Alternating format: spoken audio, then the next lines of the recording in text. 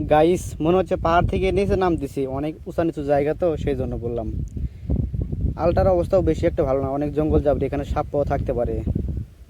খুব বাজে একটা রাস্তা, এখান দিয়ে যাচ্ছি। আমি অবশ্য ধান কাটতে যাচ্ছি, আমার ধান খেতেই যাচ্ছি। এই ভুট্টা আলা তো ভুট্টা তুলেই নিয়ে গেছে, অথচ জঙ্গলগুলো সাফ করেনি। যাই হোক, অবশেষে আমি আমার খেতে প্রায় এসেই পড়লাম।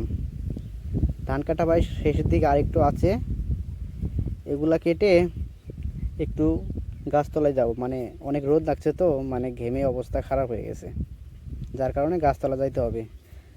প্রায় কাটা শেষের দিকেই, আর একটু আছে, একটু কেটেই গাছতলা চলে যাব।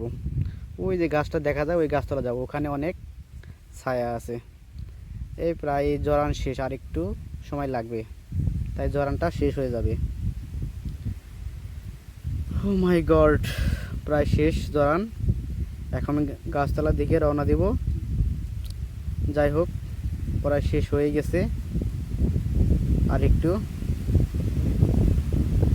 ও মাই গড, পাখিগুলো কি সুন্দর করে উড়ে যাচ্ছে। এই তো গাছ দেখা যাচ্ছে, এই গাছতলা আমি এখন যাব। ওখানে প্রচুর পরিমাণ বাতাস লাগে, অনেক ঠান্ডা হাওয়া।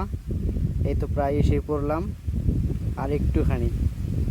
গাছতলা দেখতে অনেক সুন্দর জায়গা, একদম পরিষ্কার, মানে অনেক পরিমাণ বাতাস লাগে এখানে আসলে, এই গতটা ঠান্ডা হয়ে যায়। এই তো প্রায় এসে পড়লাম।